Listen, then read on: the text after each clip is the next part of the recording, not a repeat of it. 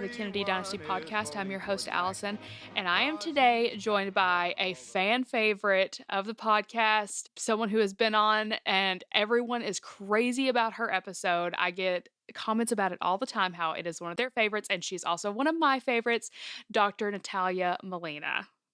Alyson, I'm so happy to be back. Thanks for having me. I am thrilled you are here. And everyone, this is a long awaited episode because people have been so excited about the fact that we are going to recap the book Jackie and Me by Louis Bayard. Is Bayard right? Or is that how you've been pronouncing it? Yes. I don't know if it's right, but that's how I pronounce it. Okay, good. But we read this and kind of did it book club style through my Instagram. If you don't follow it already, you should, at Kennedy Dynasty.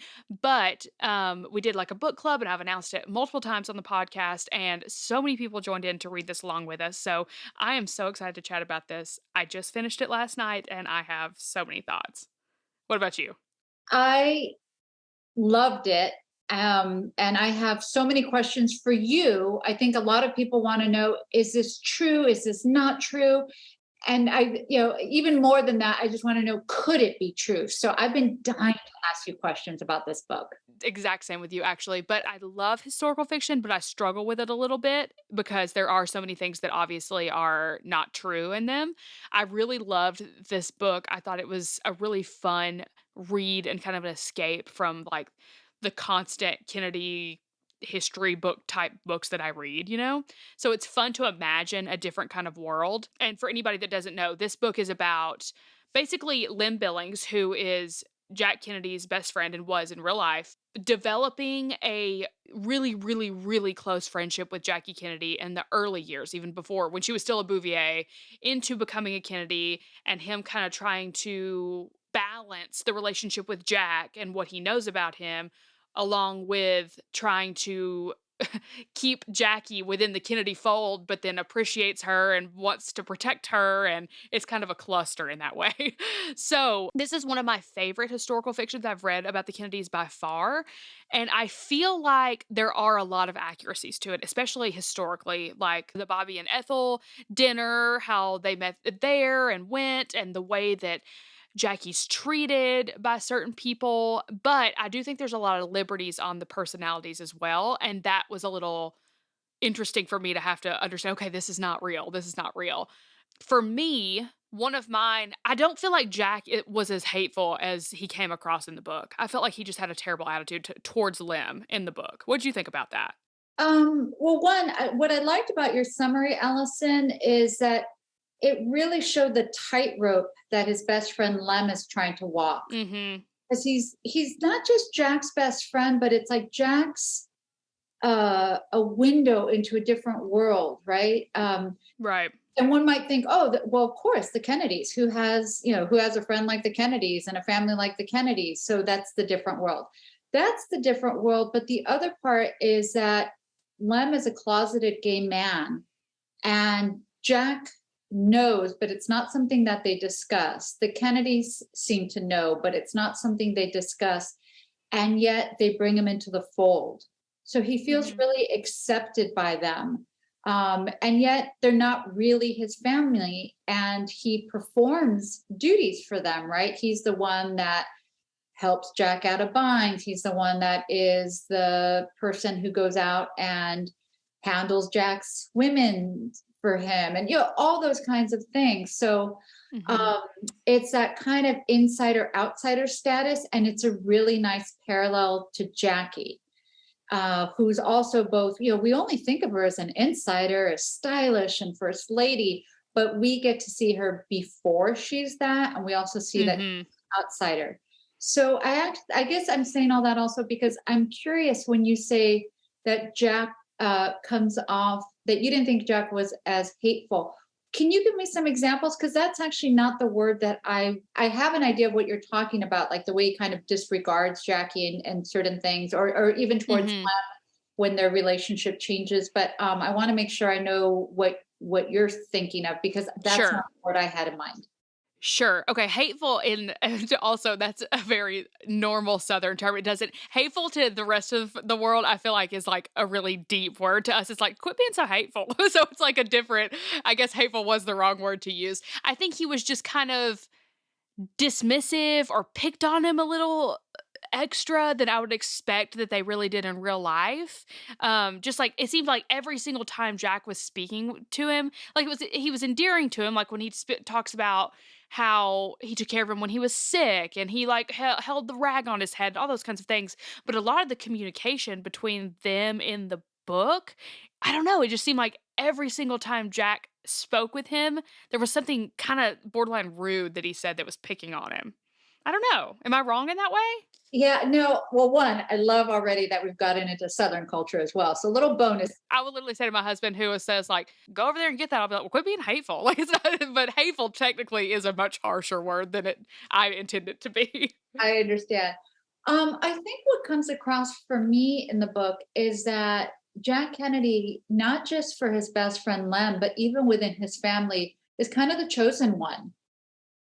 You also have a sense of, I mean, if I'm going to use the word hateful, I'd say more with Joe Kennedy, that for Joe Kennedy, he's not so much the chosen one as the one that's left, because his Totally. son has died. So he's the one that he's the horse they're all betting on, and they're all going to turn their life inside out for him. So it's not just Lem who there's a power dynamic there, because one, Lem is a closeted gay man, but he's, even before we get to that, because they become friends in high school at Choate, Lem doesn't have money.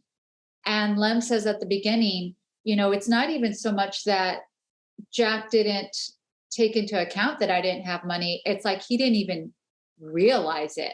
So he would say, like, meet me in the city, or let's go out to dinner, and not realizing I didn't even have money for the dinner. I didn't even have money. I didn't even have the clothing. So there's just a kind of obliviousness to JFK that comes with being JFK. And it's not just with a friend that there's a power imbalance. It comes out really quickly and early on how much Bobby is his fixer. And so that was really interesting to me, to think of like Bobby as then being his attorney general, but even earlier in life, when Jackie's not inside the reception at the wedding, it's Bobby, not Jack, that goes looking for her. Yeah, no, that's true.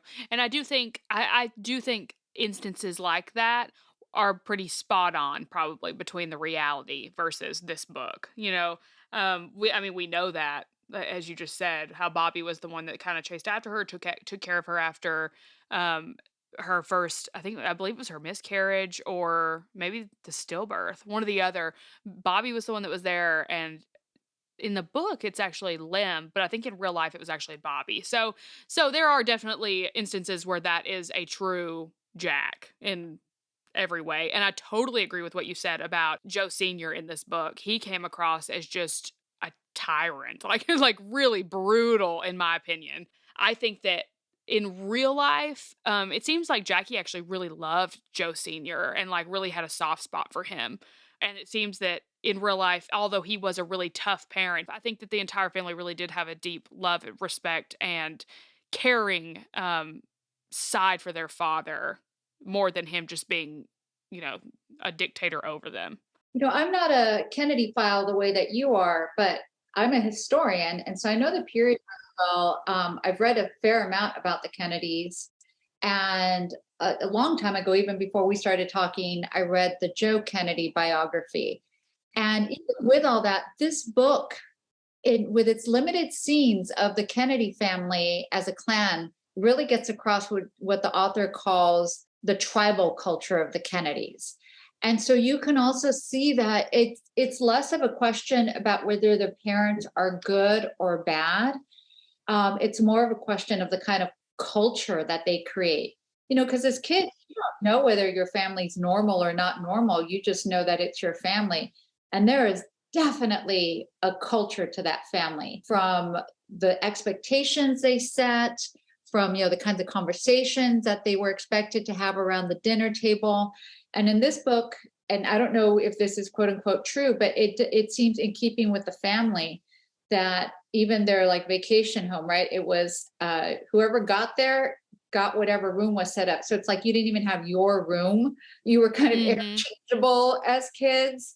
When they play sports, that if someone gets hurt, everybody just kind of laughs at them. And that part of their family stories are about, hey, remember when so and so got hurt? Remember when Lem came over and got burnt by the shower and had third-degree burns and had to go to the hospital?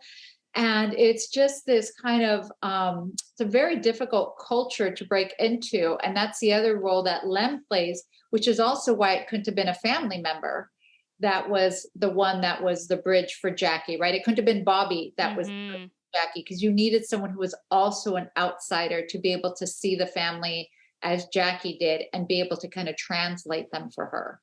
Absolutely. I completely agree with that. And I do think the author, as far as the tribal sense of the family, he did a good job of pulling in historical accuracies as far as saying, Jack even quoted when he was talking at some point about Rose and how she was gone a lot. And Jack was quoted as a child saying, what kind of mother would leave her kids behind? That's true, if I remember correctly. Also, obviously, like you said, the dinner table, they have the whole conversation about how Jackie was brushing up on news clippings and stuff before, and Lim sat down and got embarrassed at the table because he didn't know an answer or whatever. That's also, as we know, very true. So they did a really good job in pulling accuracies in that way, or Louis Bayard did. And I'll just follow up on that and say what I really loved about that is, as a historian, what we do is we look at those archival clippings or those newspaper clippings like Jackie did, but we may look at them 50 years later, 150 years later, and that's our archival evidence. And of course, in documents and films and photographs and diaries, all those things, but they aren't going to answer all our questions. And so when you're writing, you do need to have an imagination about how maybe one event is tied to another event and really get a sense of, give the reader a sense also of setting the scene. And so while I think what I was surprised by was that while it is fiction, it is based on using those quotes that we know are accurate, even from their own interviews where it comes from their own mouths. And yet you have to have an imagination. So, if it can be true that Rose Kennedy told, a little Jack Kennedy, or that a little Jack Kennedy would say, what kind of mother leaves their kids behind like that, then it can be true that perhaps she would use the silent treatment on them. It's that way that like nothing whatever he writes isn't that far afield from what we know, so we kind of accept it because as a reader, whether it's fiction or nonfiction, you have to build a relationship with the reader has to trust you. They can't, even in fiction, you can't just go and write something that isn't fitting with somebody that is either a public figure or fitting with their behavior, even as a character from everything you've seen in the novel. It has to make sense. And the way that Louis Bayard writes this novel, it makes sense. I completely agree. Let's talk about how he developed the character, but really, again, very accurate, of Jackie as Jackie Bouvier versus her becoming Jackie Kennedy then Jackie O, like the young Jackie Bouvier. What did you think about her personality within the book? Did you seem to find it true and real? What did you think? That was one of my favorite parts. We're so used to thinking of Jackie Kennedy than Jackie O, but not Jackie Bouvier. And when we do the things that I know as a non-expert are the internship that she got at Vogue, where she gets to be an intern at Vogue, and she's supposed to travel. She does give it up, but this is the same internship that the writer Joan Didion, who's from California and who recently passed. And if you love fiction in California, like you're gonna love Joan Didion, and she's written all kinds of books since about grieving the loss of her husband, the loss of her daughter, and so like this is a storied, coveted internship, and to think that Jackie had it.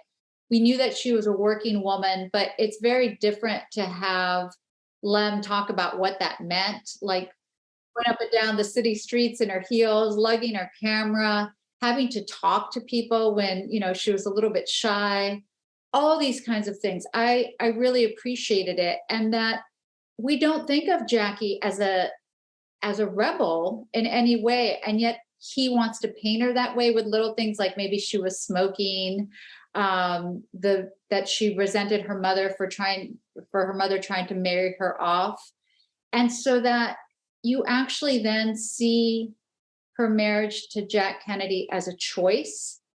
And I thought that was interesting, right? Because in a way, you have this sense of, oh, it's the Kennedys. Who wouldn't want to marry them? Look at them. And they write their marriage scenes that way, their wedding scenes that way. It's almost like, it's this. Of course, we have to film them. Of course, we have to photograph them. And then, of course, later with the Camelot, that she herself helps create this.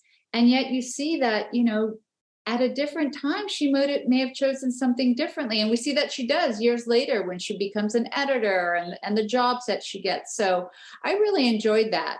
What did you think? I did too. It was hard for me at first as far as her personality came off in the book, almost as being, what's a good word for it? I don't know, self-conscious in a way in her relationship with Jack, how that was developing. She'd be like, well, what has he said about me? Did he say anything? And she's like worried about, what if he doesn't want me like this? What if he, and at first I was like, Jackie would never be that way. And I was like, wait, hold up. She's 20, what, 2 or to 23? She probably was that way. That's not far-fetched. Kind of like you said earlier, like imagining that something it could happen, especially her confiding in one of her closest friends, who in this book is Lim, about how she's feeling in her relationship, whether she's insecure in it or trying to find security in it.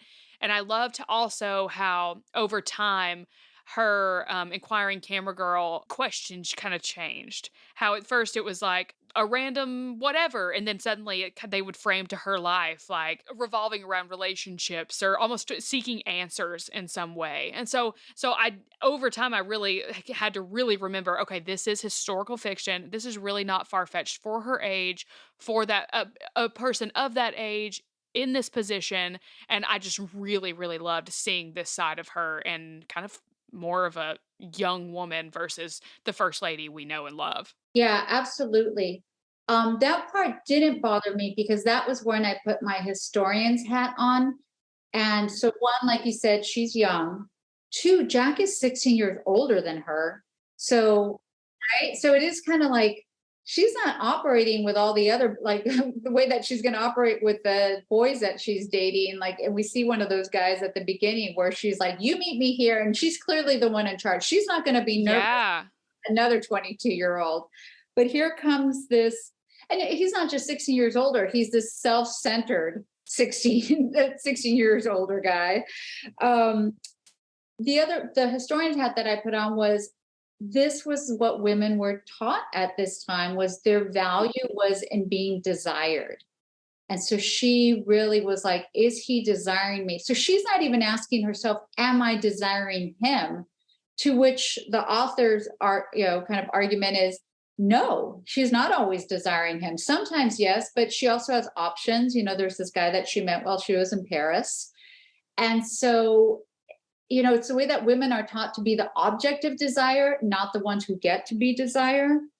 And while he shows us these kinds of insecurities about her, what I really liked is that he also shows us that she's smart. Not just smart, like she's well educated or book smart or even street smart, but that she's a critical thinker, and that she's calculating, not in a negative sense, but in a way that she can piece things together. And so one of those examples is when Lem is trying to break it to her, which he never quite does, that Jack will likely cheat on her. He starts with an analogy. And right away, she just goes, all right, who's this analogy about? Who's the one in the water? Who's the one headed towards danger? Who's the one this? What's the scenario?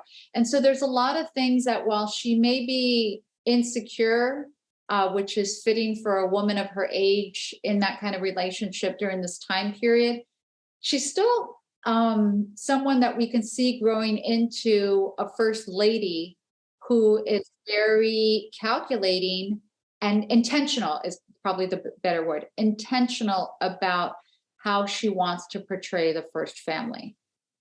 Yeah, I totally agree with you on that. So well written in that way. Let's talk a little bit about the relationship that develops between she and Lim, because I know from obviously studying the Kennedys that he really was a huge part of their family and a huge part of Jackie's life as well, because obviously he was a huge part of Jack's life. But it was interesting for me to see this early look at it just because I've only studied kind of White House year. I mean, I've studied it all, but as far as seeing Lim pop up, it's mostly if it's with Jackie, it's in the White House years, if that makes sense. So I thought this was really, really interesting. And I loved the kind of battle that Lim had of figuring out he's got these two people that he loves and adores so much, but there's different needs on either side. And how is he to take care of both of them when these needs are so vastly different and about each other? What did you think about that? What did you think about the writing of this and Lim's character in the book in general? Well, I was curious about, at first, I was curious about choosing Lem because he seems like such an outsider that it's almost like he's, he's narrated, it's almost like the story is being narrated in the third person. He's almost not a part of the story. He really doesn't even come in till chapter 9. I mean, he meets Jackie early on in the novel, but then we focus so much on Jackie that Lem doesn't really come back in until she starts seeing Jack, and that's like chapter 8 or 9. And so at first I was like, huh, I wonder how useful of a tool this is. And then, as I mentioned before, you realize, oh, he's an outsider. She's an outsider. He needs to translate this culture to her. And that makes sense. I also really like that he's the one that I think it's easy again to kind of step back and say, oh, their relationship was good or bad, or did she know about his extramarital affairs? Should she have put up with them? That kind of thing. And the way that he's able to mediate between them, he's we're able to understand that if she did know and knew early on, even before they were married, that it was presented or kind of unfolded in a way that you could see was palatable to even an intelligent, confident woman. And then also, why she stayed, why she was silent, all those kinds of things, right? Because we're not just talking about when Jack Kennedy was alive. We're talking even decades later that nothing has ever come out in that way. So I thought the character does a lot of really interesting work in that way. And then it's just also kind of fun to think about, Jack Kennedy as in boarding school. How did he develop the way he did? Why is he that way? What is his relationship to his family? And Lem is kind of like an interpreter for us. Yeah, no, I agree with you. He really is in this story, and one of the things I really loved, and I even marked in my book to read, and I don't want to give too much away, just in case someone hasn't read yet. But I mean, we kind of are. That's kind of what we're doing anyway. There's a line at the end of chapter 35 where he says, "In defending Jackie, I lost him, and that in defending Jack, I lost her, and that I'm still not clear what that leaves me with." So it's almost like he was so had such a hard time taking care of both at the same time that there's this interesting moment towards the end of the book where he's kind of not severed relationships but not nearly as close with either one as he once was. And I don't believe that's necessarily factual in real life, but I think in the book this was a really relatable, interesting, and beautiful ending to the story in a hard way, that he tried to protect both and couldn't win in the end relationally. I think that while we there's no way to know what that means historically, what I like about the book too is what I like about the author is that he clearly understands human nature. Mhm. And there's just no way, if there's a couple and they have a confidant and that confidant knows that someone is cheating, and you have to pick a side eventually. And so it's not even just the cheating, but it is kind of the hateful behavior, going back to your word, that Jack employs throughout their marriage. And so, at a certain point, that relationship will change. Our relationships change. And Right. that gets at not just history, but human nature. And I appreciated that. And I knew that was the line that you were going to say because it's such a haunting line. It really is, and it makes sense. I even think to different relationships within my own life, whether they be, childhood ones or one later, that truly does happen. He kind of saw in this book, not saying that this relates to anything that's happened with me, but I'm just saying in general, even though Jack was his boyhood best friend, he realizes in the end that Jackie, who he's come to know so well, deserves a better treatment and knows that, and kind of it's just a tortured internal dialogue of trying to figure out, okay, do I give her what she deserves, or do I take care of this person who's taken care of me for so long? Yeah, I mean, the other thing is Louis Bayard is just such a beautiful writer. I mean, his vocabulary is incredible. He's able to really paint a picture. The other line that I really liked, and again, it shows us, well, the line that I really liked is when Jackie is, he says something like, I stare down the Schrodinger's box of Jackie's life. And that's referring to this experiment. I had to look this up and I still don't fully get it because it's very, it's very meta, very physical. I Where looked it up too. right, Yes. and I know this phrase, but I still, every time I hear it, have to look it up where there's a cat in a box. They're doing this experiment and there's all these little variables where the cat could die. And it's like, as long as you don't open the box, the cat is alive. It's what you know. And so it's kind of like the path not taken, right? The road not taken, but he uses this analogy of the Schrodinger's box that, there was somebody else that Jackie could have ended up with. And I won't give away more. But when Jackie's discussing it with Lem, she says, Jack needs a wife. The other person that she's, met in Paris, he needs me. And that is, again, we don't know how she felt about that, but we know that's such human nature in terms of how people evaluate relationships.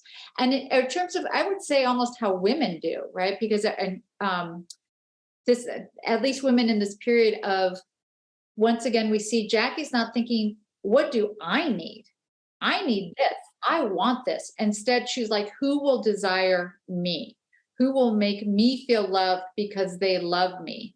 And so that's another, way in which he's letting us know that she entered into this relationship as a choice, but that again, she's kind of swimming in the cultural norms of the time that said, that never really gave her not being a wife as an option, and not really asking herself first and foremost, what do you want when you decide you want to be in a relationship or stay in a relationship? Yeah, his writing was beautiful in that way. I just love this book. I really, really did. It's so complex in interesting ways, and it's fun for me as a Kennedy fan or enthusiast or whatever I am. It's really fun for me to see these characters that are real people but written out in different ways, and to expand my mind a little bit and have fun with reading about them in a different way and giving almost like a narrative, whether it be true or not, to a backstory that I've never had a narrative to. So it's fun. It really is. So yeah, I really truly enjoyed this one. I love that way of thinking about it, giving me a narrative to something I didn't have a narrative to. And again, that goes back to, as historians, we can't give you that narrative because we can imagine, we can look up the weather that day and tell you on a balmy Sunday afternoon in Palm Beach, but we can't then make things out of whole cloth.